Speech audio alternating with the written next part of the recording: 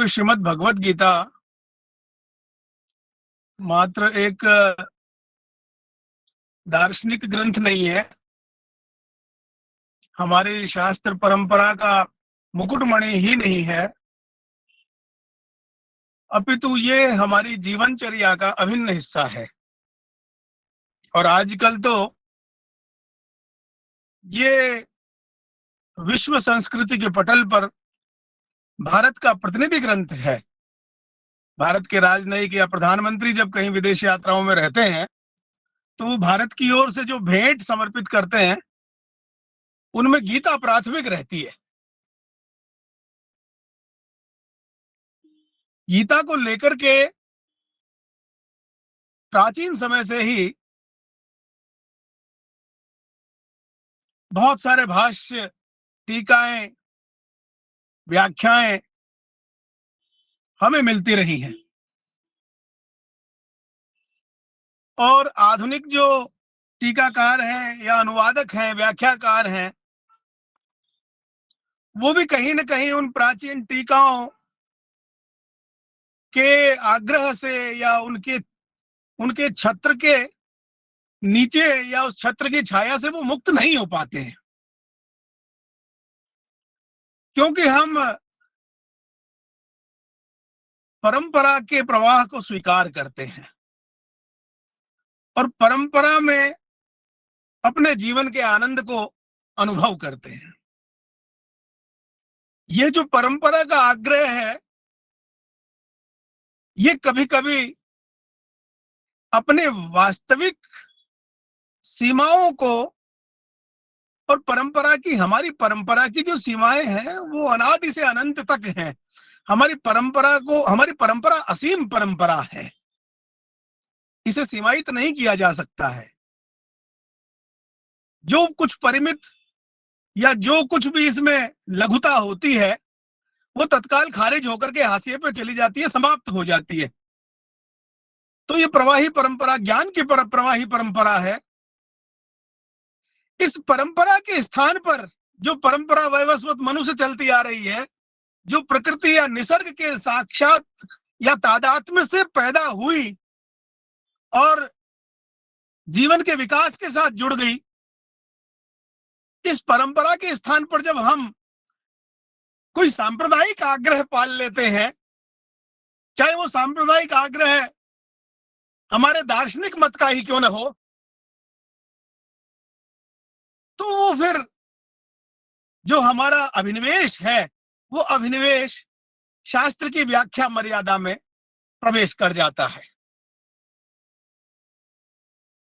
हम उसको प्रमाण मान करके अपने भाव को उसके साथ जोड़ करके और फिर व्याख्या समझने लगते हैं और करने लगते हैं। गीता में जिनकी चर्चा है, जिन विषयों की चर्चा है, उन विषयों को उस सांप्रदायिक अभिनिवेश से बाहर निकाल करके उसके अर्थ तत्व को, जो अर्थ तत्व वास्तव में भगवान का अभिप्राय है, उस अर्थ तत्व की वैज्ञानिक मीमांसा यदि कुछ लोगों ने की है तो उनमें सर्वोपरि व्याख्या यदि मैं कहूं तो वो विज्ञान भाष्य है।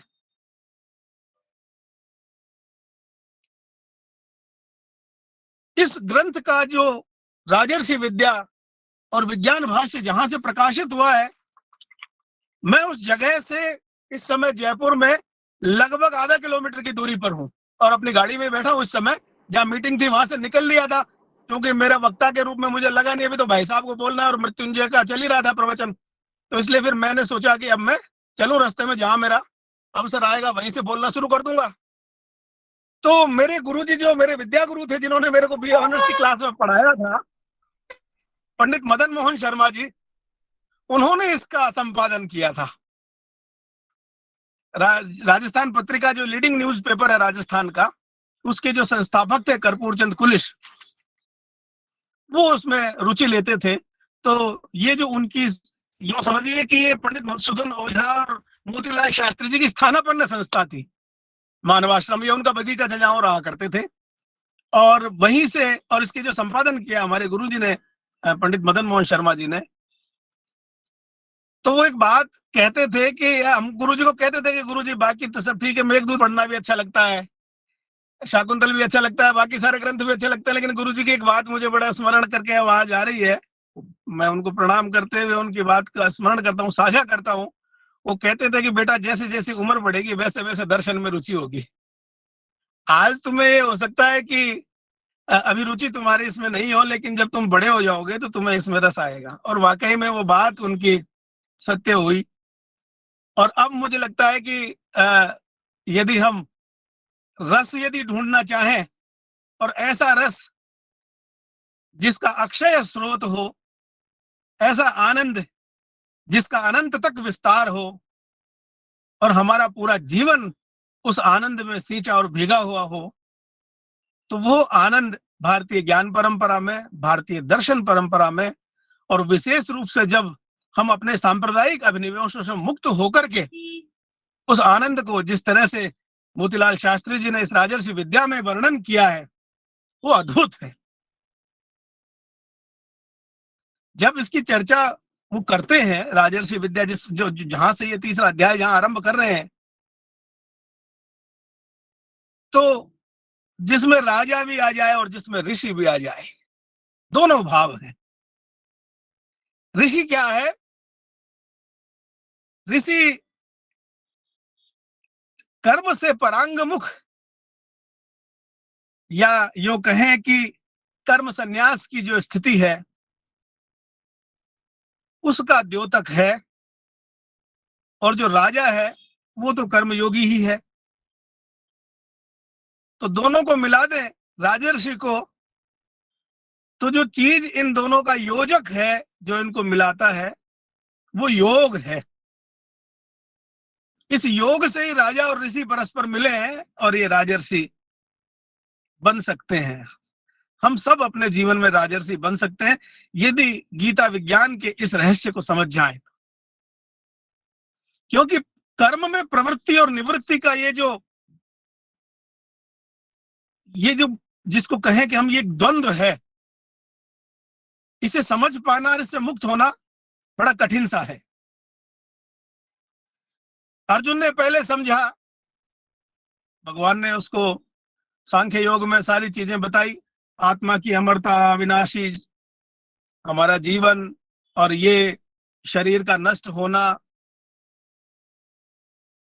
जन्म मृत्यु जरा व्याधि, इन द्वंद्वों से दूर होना, और विशेष रूप से अजर अमर आत्मा के रूप में स्वयं का प्रत्यभिज्ञान हो, और द्वंद्वों से मुक्त होकर के हम इस जीवन में अपने काम करें। तो ये अर्जुन के दिमाग में भी वो अभिनिवेश प्रवेश कर गया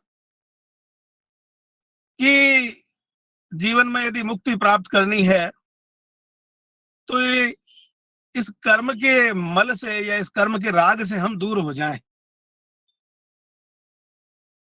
तीसरे अध्याय के आरंभ में ही भगवान ने उसको जो बात कही, तो उसके चित्त में संशय तो स्वाभाविक था ही कि अभी तो इतना व्याख्यान सांख्य के बारे में, ज्ञान के बारे में दिया है, और अब जो है वो इस कर्मयोग की महत्ता बता रहे हैं, तो अब करें क्या? क्या ज्ञान में चले या कर्म में जाएं? ये ज्ञान निष्ठा, ये सांख्य निष्ठा, ये योग निष्ठा, ये कर्म निष्ठा है क्या? तो जब ये मोह पैदा हुआ, और मोह तो वैसे अर्जुन स्वयं नर है, अधिकारी जीव है, भगवान के सामने उसकी जिज्ञासा, चूंकि वो परिस्थितियां इस जीवन में उसके सामने ऐसी आ गई, इसलिए वो कुछ भ्रमित तो हुई था ही। और भगवान के दूसरे अध्याय में जो जो बातें उन्होंने बताई ज्ञान निष्ठा के बारे में, सांख्य निष्ठा के बारे में, तो वो और भ्रमित हो गया। और वैसे ही उसने तय कर लिया था कि भिक्षाटन करना ही ठीक है, नए युद्ध से अब युद्ध मुझे करना ही नहीं है। अब भगवान कह रहे हैं कि वापस इधर आ। तो वो द्वंद्व में फंस गया कि अब मैं करूं क्या। तो अब आप ही मुझे ये बताइए कि वाकई में मुझे करना क्या है। अब ये जो बात है, इसे राजर्षि विद्या प्रसंग में मोतीलाल शास्त्री जी ने बहुत सरल और बहुत ही गंभीर तरीके से इस विषय को समझाया है। उनका मंतव्य है कि न तो हमें जीवन में कर्मों से मुंह मोड़ना है, कर्म परित्याग लक्षणा सांख्य निष्ठा हमें नहीं चाहिए। यदि कर्म परित्याग निष्ठा ही सांख्य है, तो फिर जीवन की, हमारे जीवन का जो ध्येय है, उपयोगिता है, वो क्या रहेगी। यदि हम सब कर्मों को, अग्नि कर्म छोड़ दें, सारे कर्म छोड़ करके हम यदि सारे ही निवृत्ति पर चले जाएं, तो इस संसार का कारखाना चलेगा कैसे। सामान्य बात है। उसका उपयोग है, उसका आनंद है, उसकी अनुभूति का विस्तार है, लेकिन उसमें कर्म परित्याग के स्थान पर कर्म ग्रहण हो। ये एक महत्वपूर्ण बात उन्होंने बताई। और जब उसमें कर्म ग्रहण होगा, तो वो कर्म ग्रहण जिस तत्व के द्वारा होगा, जहां अर्जुन मोहग्रस्त है, वो तत्व बुद्धि योग है। बुद्धि योग का बड़ा महत्व है। ये जो सांख्य को और योग को, योग माने इस कर्म योग को जो अलग अलग कहते हैं, वो बचकानी सी बात है। वस्तुतः ज्ञान योग और कर्म योग, सांख्य योग या कर्म योग, दोनों में मौलिक भेद नहीं है। दोनों ही आनंद के साधन हैं, दोनों ही अभ्युदय और निश्रेयस प्राप्त करा सकते हैं, जीवन का उद्देश्य पूर्ण कर सकते हैं, धर्म के मार्ग पर हमें इस लोक यात्रा में आगे बढ़ाते हैं। लेकिन ये समन्वय होना चाहिए, और ये समन्वय बुद्धि के द्वारा होता है, बुद्धि योग से होता है। बुद्धि योग के अभाव में सांख्य भी अपने लक्ष्य को प्राप्त कराने में असमर्थ हो सकता है, और बुद्धि योग के अभाव में कर्म तो बंधनकारी है ही। इसलिए ये बुद्धि योग जब ज्ञान के साथ में, जब सांख्य के साथ मिल जाता है, तो भी ये उसको परिपूर्ण कर देता है, जीवन के लक्ष्य को प्राप्त करवाता है। और जब ये बुद्धि योग कर्म के साथ में मिल जाता है, तो कर्म में से कामना के बीज को निकाल देता है। जब तक कर्म में काम रहेगा, कामना रहेगी, तब तक वह कर्म बंधन का कारण रहेगा, और इस कामना के बंधन में पड़ करके इसकी जो अंतिम परिणति है, वो तो नाश है। और हमें प्राप्ति तो आनंद की करनी है। तो जब आनंद लक्ष्य है जीवन में, तो चाहे सांख्य हो चाहे योग हो, दोनों ही राजमार्ग हैं, दोनों ही राजर्षि बनाने वाली विद्या हैं। हमें ध्यान ये रखना है कि कर्म करते समय कर्म परिग्रह करना है। जीवन युद्ध है, इस जीवन के संघर्ष में रहना है, लेकिन जीवन में हमें कामना के इस बीज को, इस कामना के राग को समाप्त कर देना है। निष्काम होकर के हमें कार्य करना है, और जब हम निष्काम होकर के कार्य करते हैं, तो कर्म बंधन नहीं रहेगा, वो कर्म मुक्ति का साधन हो जाएगा। इसी को योग कहा गया है। यही योग है, यही बुद्धि योग है, यही कर्म योग है। इसलिए ये बुद्धि जो है, ये मुख्य है। बुद्धि कर्म के साथ में और ज्ञान के साथ में मिलकर के ज्ञान के प्रयोजन को भी पूर्ण करती है, और कर्म के साथ मिलकर के कर्म के प्रयोजन को भी पूर्ण करती है। अर्थात जीवन का जो प्रयोजन है कि हम, ये जो हमारी शारीरिक आत्मा है, शरीर से हम अपने विचार को शुरू करें। हम सबसे पहले चिंतन, हम शरीर में रह रहे हैं, तो हम शरीर हमारा है, क्योंकि शरीर संसार से मिला है, संसार में इसका छूटना तय। तो करें क्या? तो जब तक ये जो जीवन के जन्म और मृत्यु के बीच जो हमें एक अवधि मिली है, इसमें हम उस अनुभव को, उस अनुभूति को, उस आनंद को प्राप्त कर जाए तो हम शरीर से फिर ये जो शारीरिक आत्मा है इस पर पहुंचते हैं। और जब और ज्ञान का विकास होता है तो इस शारीरिक आत्मा से फिर हम प्रत्येक आत्मा तक पहुंचते हैं। ये जो प्रत्येक आत्मा है, ये अव्यय की स्थिति, ये जो चिरंतन निरतिशय जो आनंद का भाव, अजस्र आनंद का जो भाव है, वहां तक हमें लेकर के जाता है। तो कर्म के माध्यम से भी इस संसार में जीते हुए, संसार के काम करते हुए राजर्षि की भांति हम अपने जीवन के उद्देश्य को प्राप्त कर सकते हैं। और यदि हम कर्म परित्याग लक्षणा, जो सांख्य की लक्षणा है, जो भगवान की अभीष्ट नहीं है, उस कर्म परित्याग के स्थान पर कर्म परिग्रह लक्षणा जो सांख्य की ओर हमें लेकर के जाएगी। क्योंकि ये जो कपिल का जो सांख्य है और भगवान का जो सांख्य है, इसमें बड़ा अंतर है।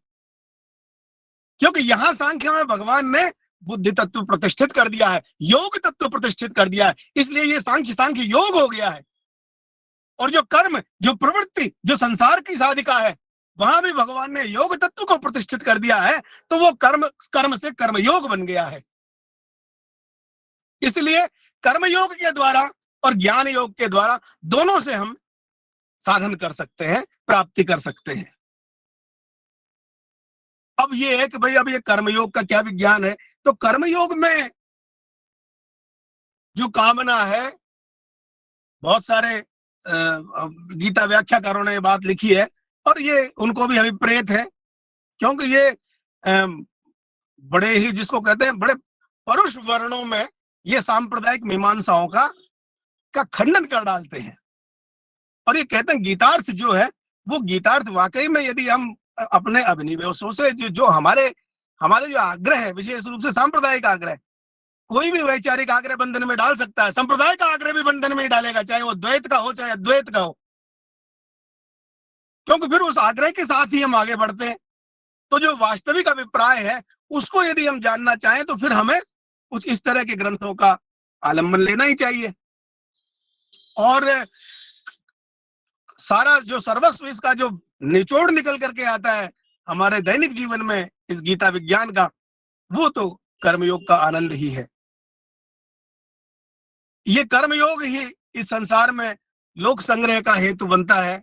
ये कर्मयोग ही इस संसार में हमारे कर्मों को यज्ञ कर्म बना देता है। ये कर्मयोग ही हमारे कर्मों को अकर्म बना देता है। इसलिए इस योग के द्वारा, इस बुद्धि योग के द्वारा हम उस गीता के विज्ञान को, या जो कहे गीता विज्ञान का जो ध्येय है, उस पद को प्राप्त, राजर्षि पद को हम प्राप्त कर सकते हैं। ये राजर्षि प्रसंग तो 5वें अध्याय तक गीता विज्ञान भाष्य में चलता है, लेकिन ये जो बुद्धि योग, ज्ञान निष्ठा और कर्म निष्ठा, इन दोनों के विषय में जब अर्जुन को संशय होता है तो भगवान उस बात को यहाँ पर व्याख्यायित करते हैं। और जो भगवान का अभिप्राय है कि कर्म तो निरंतर करना ही है, और क्या इनका वास्तविक स्वरूप है, इस पर मोतीलाल शास्त्री जी ने बड़े विस्तार से, लगभग इन 30 श्लोकों की व्याख्या 50-60 पेज तक आपके इस प्रकाशित ग्रंथ में मिलती है। और फिर चूंकि वो वेद विज्ञान के बड़े प्रकांड पंडित थे, तो उन्होंने फिर वो बाकी नाना शास्त्रीय संदर्भों के साथ में क्षर, अक्षर और अव्यय और उसकी एक संपूर्ण जो उसका दार्शनिक परिदृश्य है, शास्त्रीय परिदृश्य है वेद विज्ञान की दृष्टि से, उसका भी उन्होंने विशद विवेचन यहाँ पर किया है। तो वो अत्यंत विस्तृत व्याख्या यहाँ अपेक्षित भी उसकी नहीं है। कुल मिलाकर के बात यही है कि चाहे सांख्य योग हो चाहे कर्म योग हो, इन दोनों में जो योग तत्व है वो बुद्धि तत्व है। वो योग जो है वो उसका परिमार्जन है, उसका परिष्करण है, और उसको हमारे दैनिक जीवन में एक एक्सेप्टेबल फॉर्म में, एक ग्राह्य स्थिति में वो लेकर के आता है। न तो हम कमंडल उठा करके हिमालय में जा सकते हैं, और न ही कर्मों के बंधन से जो है वो जीवन में रगड़ना चाहते हैं, अपने जीवन को नष्ट करना चाहते हैं। तो व्यावहारिक क्या है? तो व्यावहारिक ये है कि हमें ज्ञान का भी प्रसन्नता, ज्ञान का भी आनंद, ज्ञान का भी प्रसाद प्राप्त हो, और जो हमारे कर्म है वो कर्म भी हमें आनंद दें अपने गंतव्य पर। वो कर्म हमारे बंधनकारी न हो, उन कर्मों में भी हम मुक्ति का आनंद लें और इस तरह से हम इस क्षर शरीर में अक्षर के साथ में उस अव्यय तक की यात्रा हमारी करें।